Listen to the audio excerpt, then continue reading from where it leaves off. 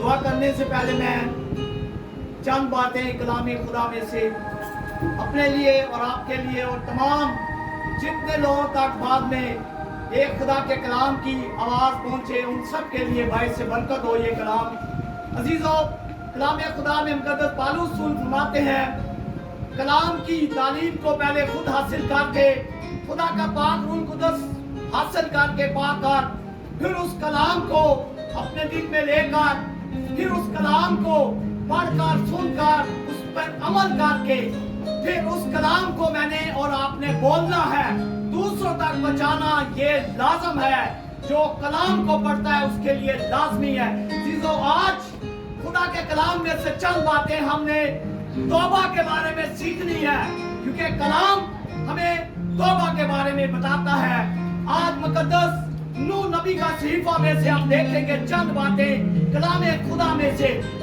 مقدس نوح نبی کا جو نسب نامہ 6 باب اور اس کی 9 آیات کو ہم جب پڑھتے ہیں وہ خدا کے کلام میں مرقوم ہے۔ خداوند کا بندہ فرماتا ہے مقدس نوح کہ وہاں مرد راست باز اور اس زمانے کے لوگوں میں بے عیب اور خدا سے ڈرتا اور خدا کے ساتھ ساتھ چلتا، اور نوح کے نسب نامہ میں عزیزو اس کے 3 بیٹے اور 1 بیوی اور 3 اس کی بہویں ہمیں ملتی ہیں، 8 جانیں جو کشتی میں سوار ہوئی ہو بچی۔ کیونکہ عزیزو جب مقدس نوح نبی کے کلام کو ہم پڑھتے ہیں پیدائش کو آپ جانتے ہیں، پہلا صحیفہ تخلیق جب خدا نے کیا تو وہاں پر مقدس نوح نبی نے سب سے زیادہ عمر کو حاصل کیا، خدا کی پاک روح القدس پا کر 950 برس عمر پائی۔ اس کے بعد سیکنڈ نمبر پر مقدس آدم 930 سال عمر پاتا ہے۔ مقدس نوح نبی کے نسب نامے میں 3 بیٹے، اس کا سب سے بڑا بیٹا یافت اور ہم 3 بیٹے اس کے۔ اور عزیزو جب خدا نے اس سے بات کی، کیونکہ خدا کسی انسان کی بھی ہلاکت نہیں چاہتا، کیونکہ خدا کہتا ہے سب کی توبہ تک نوبت آئے، اسی لیے خدا نے اپنے بندہ مقدس نوح نبی کو جب اس کی 600 برس عمر تھی تو خدا نے اس سے بات کی کہ ان لوگوں کو کہہ، اس جہان کے لوگوں کو یہ توبہ کرے، کیونکہ کلام ہمیں سکھاتا ہے خداوند کی آنکھیں جب زمین پر لگی، زمین کو دیکھا خداوند نے تو زمین ناراض ہو چکی تھی، گناہ سے آلودہ ہو چکی تھی اور گناہ سے بھر چکی ہوئی تھی، کیونکہ سب لوگوں نے اپنی اپنے طریقوں سے زندگی گزارنا شروع کر رکھی تھی، گناہ میں زندگی گزار رہے تھے۔ تو خدا نے انہیں ایک دم سے نہ مارا عزیزو، جیسے کہ آج وقت گزر رہا ہے۔ اس کو خدا نے حکم دیا کہ تو میرے بندہ ایک کشتی تیار کر، اور اس نے 3 منزلہ کشتی تیار کی، اور وہ کشتی عزیزو 120 سال میں کشتی تیار ہوئی، جبکہ 120 سال مقدس نوح نبی توبہ کی تبلیغ کرتا رہا۔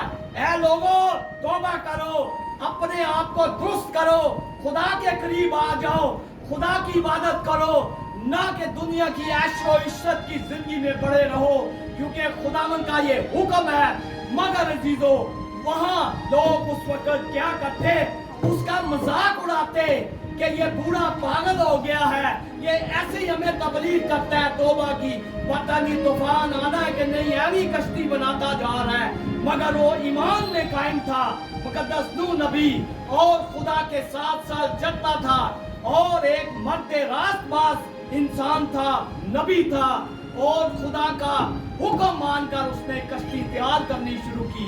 جب کشتی بن گئی تو عزیزو خدا نے پھر اس سے بات کی، اے میرے بندہ، اب میں اس دنیا کو پانی سے تباہ کرنے کو جا رہا ہوں۔ خدا نے کہا تو ہر جانور کے 2 جوڑے لے، ناپاک جانوروں کے 2 اور پاک جانوروں کے 7 جوڑے لیے، اور خدا نے میگھ کو برسانا شروع کیا، آسمان کھل گیا، اور خدا نے عہد کر لیا تھا ان کو سب کو ختم کر دینا ہے گناہ کی وجہ سے۔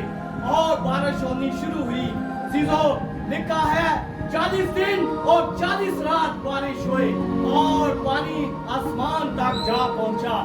अराहात की पहाड़ी जो इराक में पाई जाती है, सबसे ऊंची पहाड़ी, वहां तक पानी चला गया। जीजो उसके बाद अंदर से कुंडी तो लगा दी मुकद्दस नूह नबी ने, मगर अजीजो बाहर से कुंडी खुदा खुद लगा रहा है। वो इसलिए अगर बाहर से कुंडी खुली रहती, अंदर से लगी होती, तो इंसान है, इंसान तरस खाता है, नूह ने भी तरस खाता।